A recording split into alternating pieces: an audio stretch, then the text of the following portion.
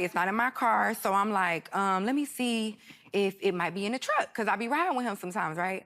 I find a whole used condom on the ground in his truck, y'all. In the truck? In the truck. Used condom in the truck. Yikes. That condom ain't mine. It don't fit anyway. That condom is not mine. Well, so, I don't know who condom that was. My condom. If it doesn't fit, you must have quit.